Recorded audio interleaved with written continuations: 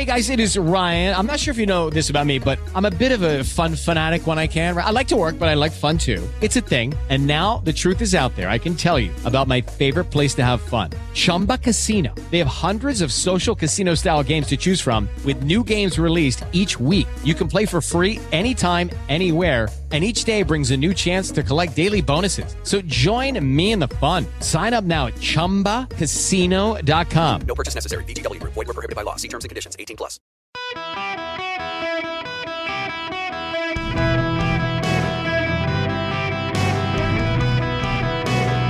Welcome to the Eric Erickson Show podcast, Hour 1. Hello, America. Welcome. It is Eric Erickson here, the Eric Erickson Show across the nation. Glad to have you with me. The phone number, if you want to be on the program, 877-973-7425. And we've got big news out of the gate that we have to get to. To a lot of people, I understand this is probably not the biggest news, but it actually is the big news, and that is the Federal Reserve is expected to raise interest rates today. What happens when the Federal Reserve raises interest rates? Well, everything becomes more expensive to a degree as far as getting access to money. So when I say more expensive, it's not like your gas prices are going to go up and your food prices are going to go up more than they already have. Actually, raising interest rates is designed to bring that back down. What happens is it takes money out of the economy. Now, I've mentioned this before, and I got to go back to this. The Romans headed into their crisis in the 2nd century in large part because of inflation. They did not understand it. They did not have economists at the time who understood this. But essentially what happened is they had so many soldiers, the emperor needed to be able to pay them. And so they were paid in real silver, contrary to popular belief that they were paid in salt. They really weren't. By the time of the Roman Empire, Roman soldiers were getting paid in silver or gold coins. There wasn't enough. So they had to make alloys to continue to get them the money. And so the coin was no longer purely silver. It had alloys mixed to it. And so it technically was supposed to have the same value. But suddenly, it really wasn't worth the same amount of money. There was an oversupply of the money. They could print so many of the same coins with the alloy. They weren't pure silver. And the result was that food prices went through the roof. In addition to having droughts and shortages, food prices began to go through the roof. Now, why? Because the soldiers paid in these readily available coins, put it into the market, had an oversupply of money in the market, allowing people to buy more stuff and to control the supply and the supply-demand curve that exists whether you want it to or not. Prices went up for everything. It began to get out of control. And the response originally was to print even more coins, make even more coins, mint even more coins. And that continued to cause hyperinflation. By the time Diocletian became emperor, it became very destabilized. You had a series of emperors, and it led to this phrase, the crisis of, I think it was crisis of the 2nd century. Crisis of the 2nd century. Let's make sure I'm getting this one right before someone sends me angry. Yes. Crisis of the 3rd century. That's crisis of the it was the 200s AD, crisis of the 3rd century. And there was military anarchy. There was an imperial crisis. There was destabilization. The Roman Empire nearly collapsed, and a lot of it had to do with hyperinflation, anger of the troops. There were a series of coups. The money was devalued. By the time Diocletian comes along and reorders the empire, one of the things that he does is he goes back to a silver coin must be silver and a gold coin must be gold, and that began to reduce money from the supply chain. And as money was reduced from the supply chain, prices came back down to normal. Inflation went down, and that was actually about the moment modern economists, although they were ancient at the time, started thinking, oh, turns out if you print a lot of money or mint a lot of money, you cause prices to go up because so many people have access to the money. So what the Federal Reserve does by raising interest rates now is instead of minting a gold coin, what they're doing is they're causing banks to take less money from the federal government. The Federal Reserve controls access to the money to put into the economy. Banks are the only ones who can take it. And then banks, they're the middleman in which money is then put into the economy. So the banks go to the Federal Reserve, and the Federal Reserve had been charging them 0.1% to get money. Now they're suddenly charging them 4% to get money. Well, it's become very expensive for the banks.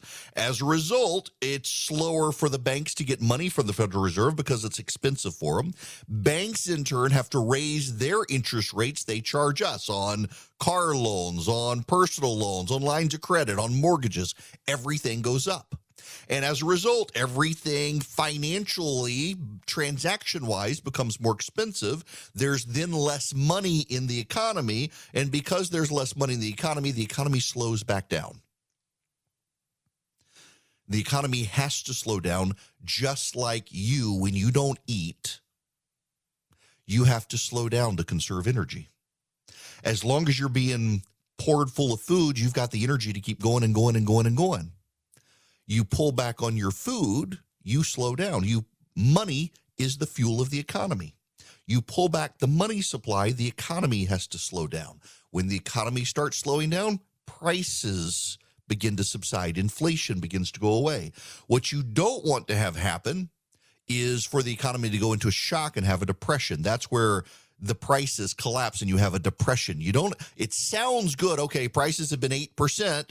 We now need to get them to negative 8% to go back to where they were. You don't actually want that in the economy, because once prices begin to spiral in a depression, it becomes very, very hard to put the economy back together. Why?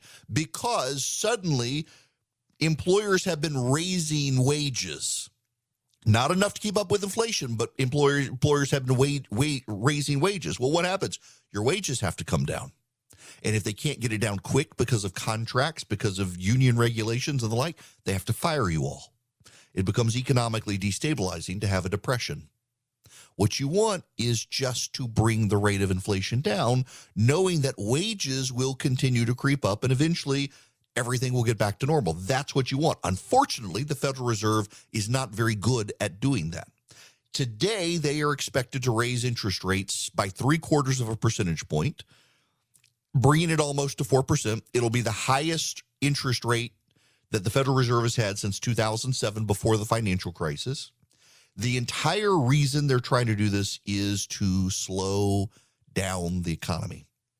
Now, that being said, more and more businesses are starting to sound the alarm. I want you to know that today, with all of this news, I have opened my daily show notes for everybody, paid and unpaid subscribers. I want everyone to be able to see the show notes and see the stuff I'm talking about and the links, whether you're a paid subscriber or not. If you text DATA to 33777, click through that link. You'll go to my Substack, and the very top story is the show notes email today. And I want you to be able to see these links, and I want you to see the GOP's closing argument. One thing you need to know is FedEx is no longer the big company out there saying a recession is coming. In an unusually dour earnings call, the CEO of Restoration Hardware said, quote, "Anyone who thinks we're not in a recession is crazy," and added the housing market downturn is, quote, "just getting started." The chief financial officer of Best Buy said at the end of August he expects sales growth to slow. And while the company avoided using the term recession, Best Buy CFO did say there is, quote, "a belief that the current macro environment trends could be more challenging for the remainder of the year."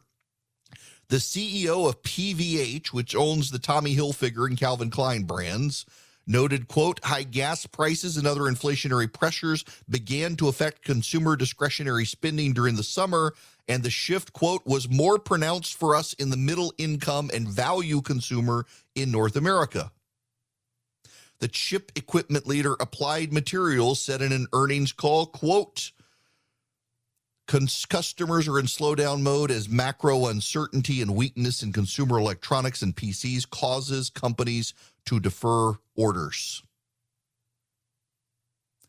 Those are rather ominous signs. A lot of them don't want to say recession. FedEx is saying recession. UPS is saying recession. Restoration Hardware is saying recession. Others are saying macroeconomic uncertainties, which is a fancy way of saying recession without saying recession. They see it coming. This isn't good. And now Axios is reporting this. Layoffs have begun to hit the real estate industry and the mortgage industry. Higher rates are crushing lending. Now, some people took there to be a little bit of hope in that mortgage interest had rebounded, not mortgage interest rate, but interest in getting mortgages had rebounded, except CNBC is reporting that existing home sales have fallen in August and prices are softening significantly. The housing market has already entered the recession. These are economically destabilizing times, and the Federal Reserve is going to raise rates. Now, the markets, you should know, are up. As I'm speaking right now, the Dow is up close to 200 points. It's at up 168, the NASDAQ up 44, and the S&P 500 up 21. The reason is because they've gotten all their anxiety out. On Monday and Tuesday, the market tanked in anticipation of the Fed raising rates. Well, now people are coming in and saying, maybe they tanked too much. Let's go in and buy. Don't take the markets going up today as a sign that people think the worst is over, because the Fed is expected to continue raising interest rates, which the market doesn't want. It's the only tool they have. And now into this, a short time ago, the Senate Republican Conference unveiled its closing argument. Do you want to hear it? This is the new ad they put out the full thing on the internet, and they will compress it, condense it, reduce it into television ads and radio ads across America.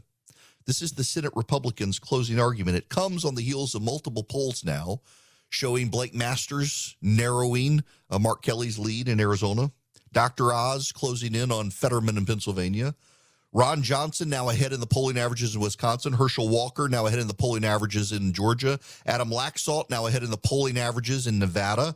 The momentum that shifted to the Democrats at the end of the summer, beginning of the fall, as I told you it would happen, has shifted back to the GOP. And what's the GOP's closing argument? Well, get a load of this ad just out in the last 10 minutes from the Republicans. If you text data to 33777. Get the show notes. You can see the ad for yourself. Yesterday, we had a great celebration.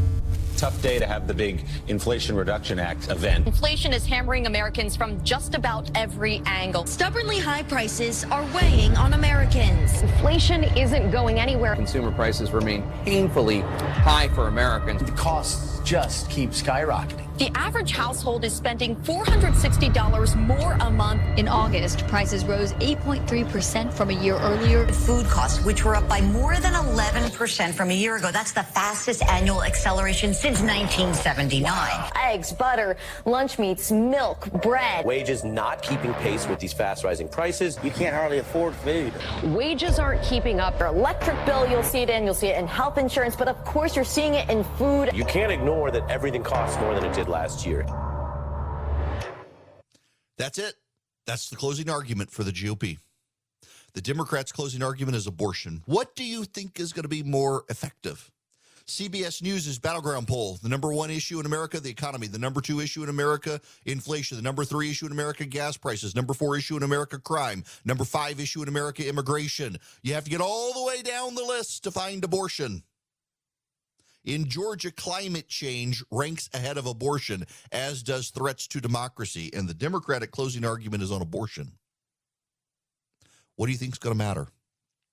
The Federal Reserve will raise rates today. The economy will head to recession. And the Democrats will be left to pick up the pieces after the November election. This is just the reality that we're in. The economy is taking a downturn. And you might as well get prepared for it. Businesses are. You might as well. Christmas is going to be more expensive this year. And the voters, they're going to take all of this out on the Democrats in November. Welcome back. It is Eric Erickson here. It is my show. If you text data to 33777, you can subscribe to my daily email. In particular, if you click through that link, the very top story you will see is the show notes. And today it's completely unlocked for everyone because I want everybody. I've gotten emails overnight in the last few days from people saying, what exactly is the show notes? Well, literally is everything I'm going to talk about today and a whole lot more. It's show prep for your mind. You don't even have to, I can't get to everything in this. It's everything I've got I want to talk about today and then some. And it's kind of like your own daily briefing. So I used to do when I was at Red State, did the morning briefing email. I started it. It was a daily summation of news. I was actually designed for morning talk show hosts. And over the years, it just kind of took on a life of its own. And we decided to bring it to you guys because I've got all the stuff I'm going to talk about. And I really don't I abhor the idea that my job is to tell you what to think about something. I want to analyze it for you, give you the overview of it, but I don't want to be the guy who tells you what to think. I'll tell you what I think about it after I've given you the overview. CBS has an ad out in Georgia that contradicts the Atlanta Journal-Constitution ad. It shows Raphael Warnock ahead of Herschel Walker. Democrats are seizing it for hope today. Problem is that the CBS poll doesn't ask about the Libertarian candidate.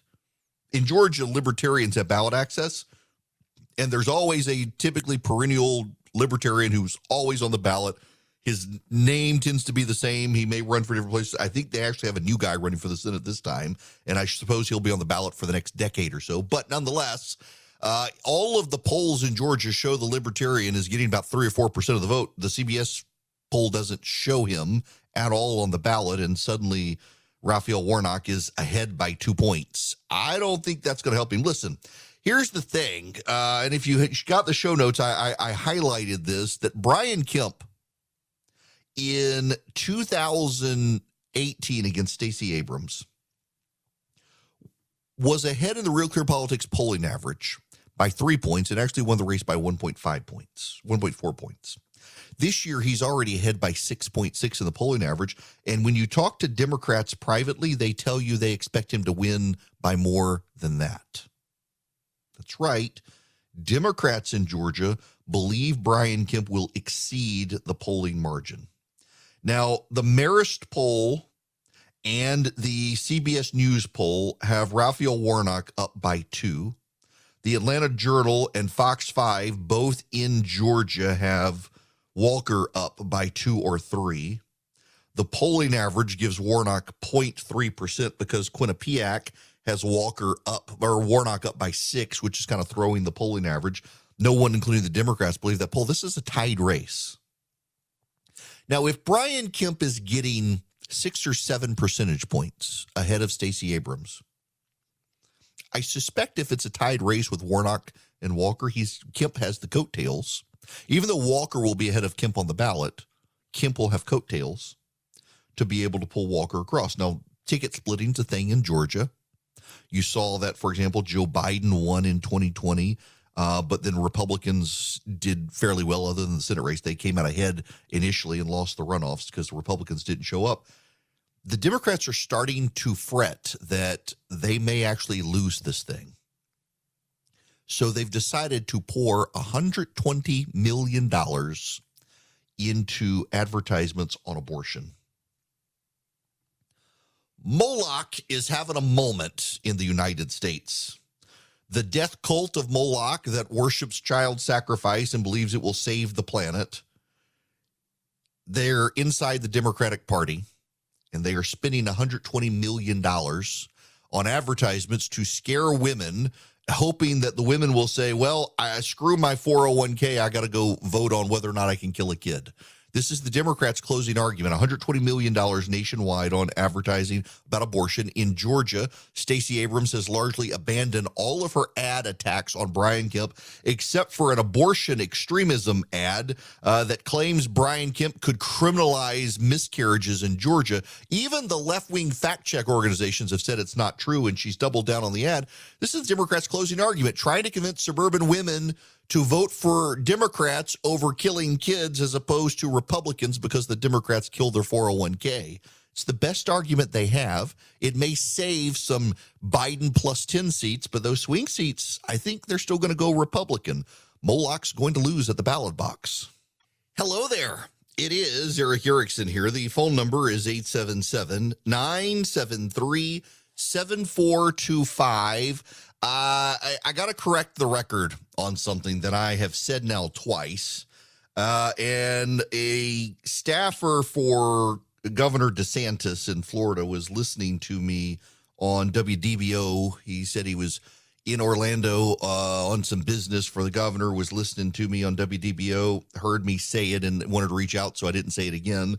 And to correct the record, I had said and had thought that the illegal aliens that were flown to Martha's Vineyard had gone to Florida and then flown from there. And the staffer says, no, actually, they went from Texas. That the independent contractor that was working with DeSantis found these guys in Texas. They wanted to go to Martha's Vineyard.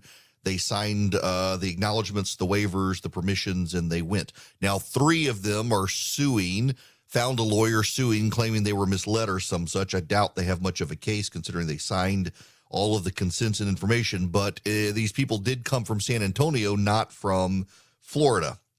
Also, it's Bexar County, not Bexar County in Texas. Thank you to all the Texans listening who hopefully pointed that out politely, I might add, because they're Texans. Now, to the phones I go. Lewis, you're going to be up first today on the Eric Erickson Show. Lewis, welcome to the show. Eric, America's kind of like Coca-Cola. It always tries different flavors, but every time it comes back to the original taste. Now, the history of Coca-Cola is very interesting because that was the golden pot with a wooden spoon, and ever since then, everybody's always wanted the original. And I believe what happens, we try so many different things to try to mimic other countries, but all in all, people just want to be America. They want the original. Let's live with the Constitution. Let's get off the tangents of green energy. We can put some of that, but really and truly, we really have to be America because that's who we are. That's the cloth of who we are. And with the economy and all, you just got to have savings. Like Ron Paul always talked about, people don't have any savings, so then they start to panic. And so our grandparents really tried to instill in us during the Depression, where they came from, is that if you put away for the rainy day when it comes to these bumpy roads, you'll be able to get through them while everybody else is going in chaos. That makes a lot of sense. And I got to tell you, you've distracted me here as well because I really do wish that Coca-Cola would go back to using real cane sugar instead of the high fructose corn syrup. And every once in a while they'll release it, but if you buy the Mexican Coke at the grocery store, it uses cane sugar. And I keep waiting for them to revert to that one. But the Coca-Cola comparison is something my wife would be proud of there, because it is true that the nation swings left and right, and it settles back towards the center, ever slightly so shifted over time. But one way or the other, it moves back and forth. I just think that right now we are in a situation in this country where the nation's rather worn out on all of the progressive nonsense out there. We'll get into Nicole Hannah-Jones and what she said earlier, the stuff that I think just the nation gets worn out on. The constant, the left likes to call conservatives like you and me the culture warriors. All we're doing is in defense of the status quo. They're the ones who all of a sudden want to put boys and girls sports. And when you say, no, culture war, we're not willing to fight. We don't want to go along with it. How are we the ones fighting the culture war? By refusing to go along with your nonsense. It's a problem.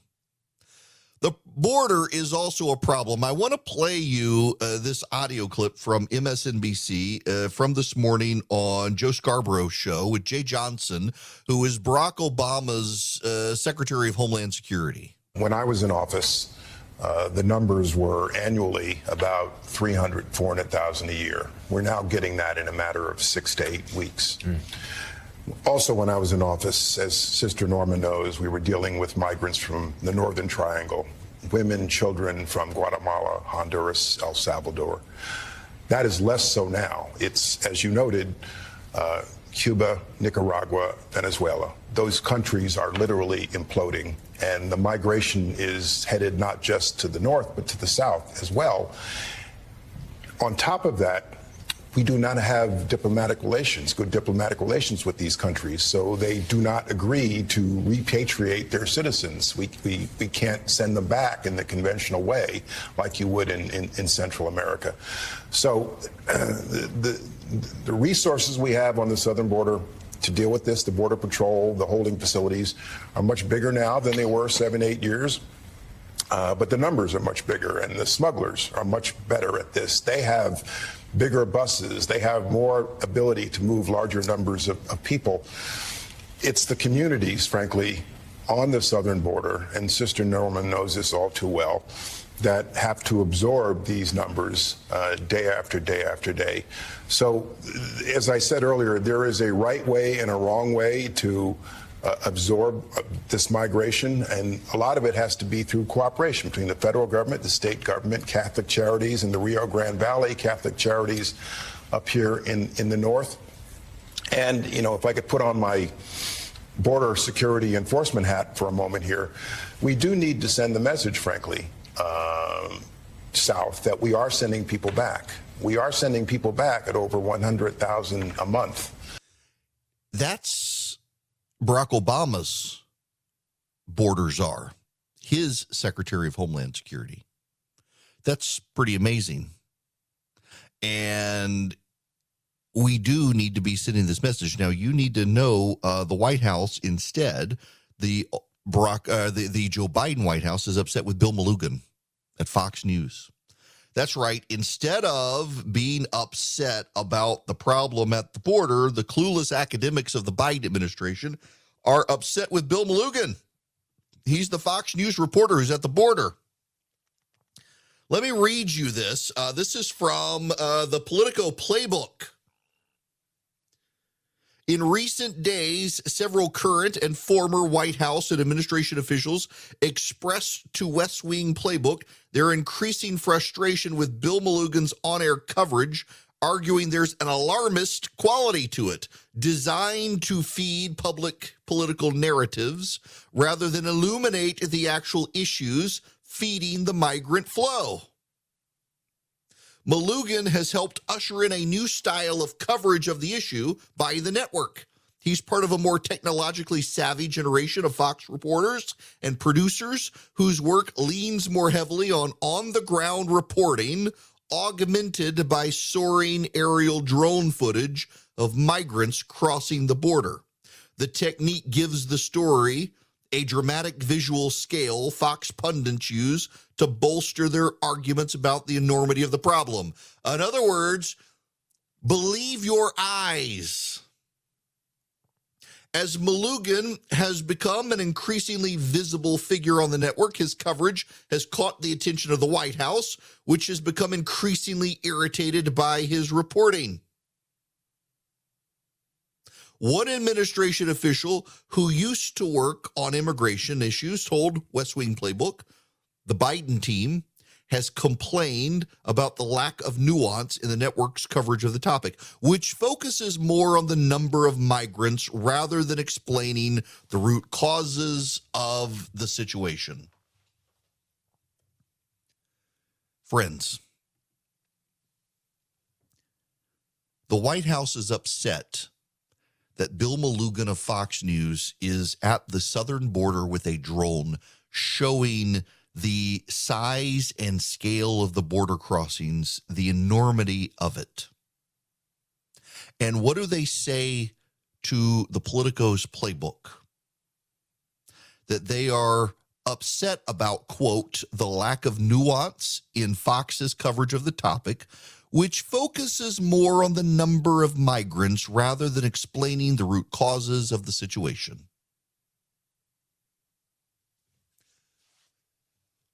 The problem this White House has is that the bulk of the White House employees handling policy situations come from the realms of academia and nonprofits, and many from our academic nonprofits.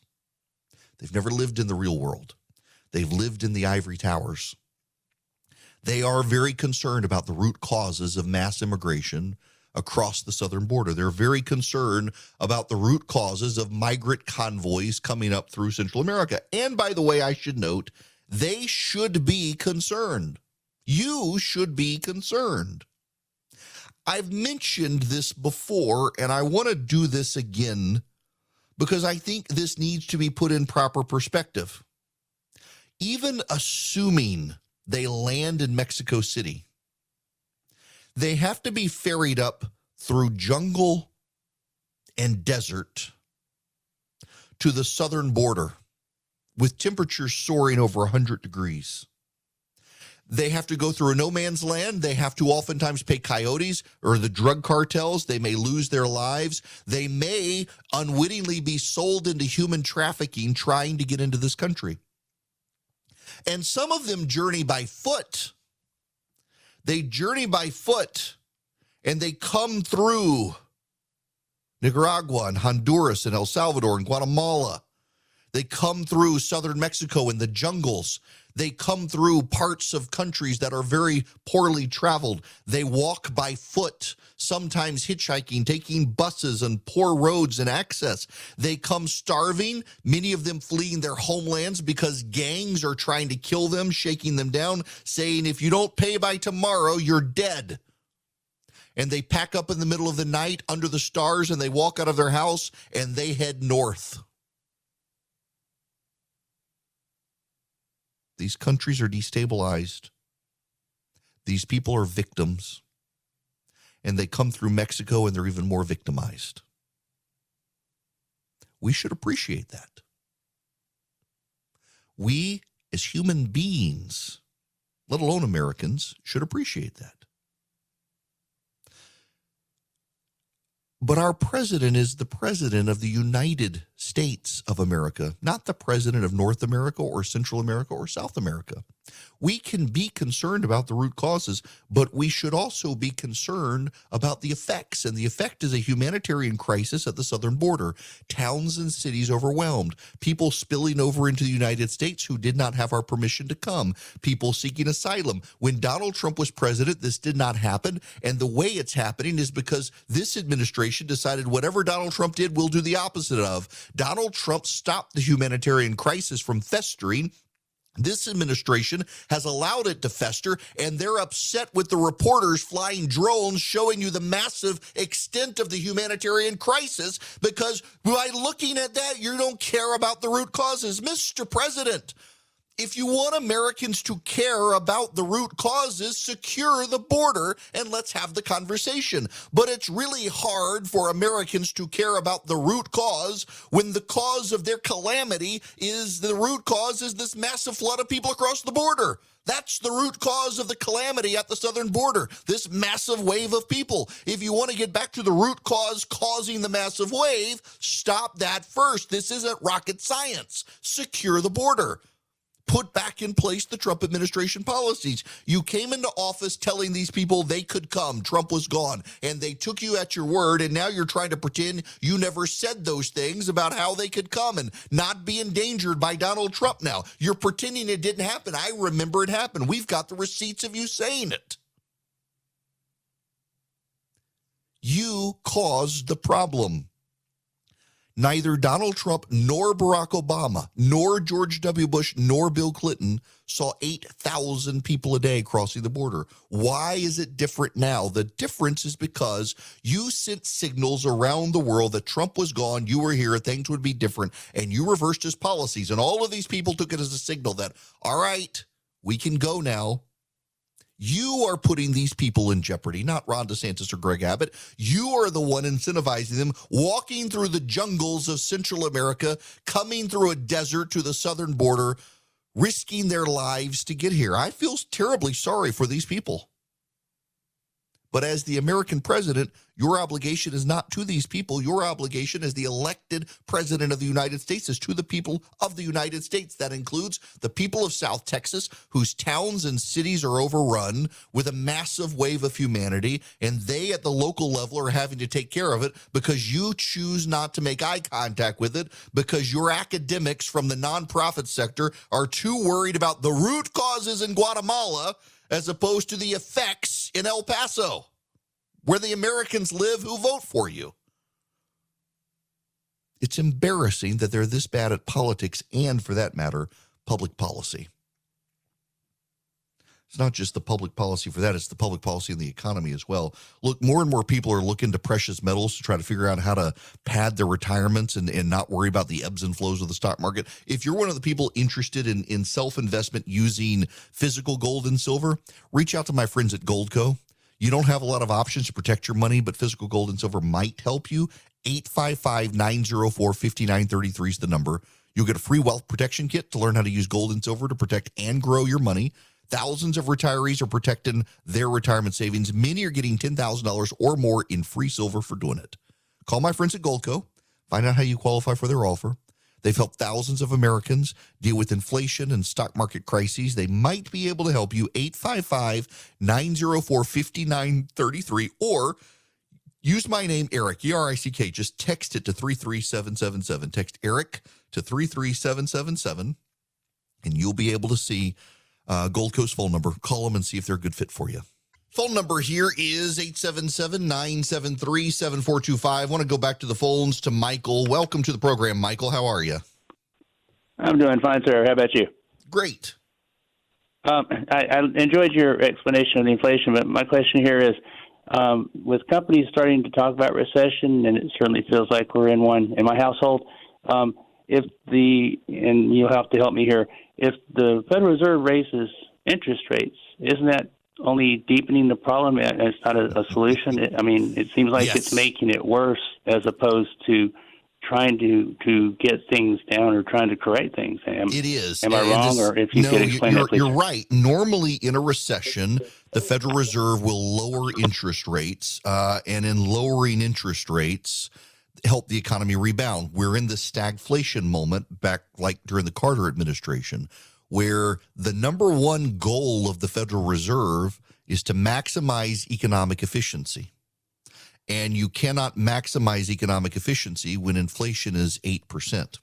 So the Federal Reserve's secondary goal is to keep inflation at 2%. Keeping inflation at 2% is more important to the Federal Reserve than whether we're in a recession or not. So they will break the economy to fix the economy, essentially. This goes to Jerome Powell's statement that the middle class is going to suffer the most in this situation. The middle class is going to be the hardest hit.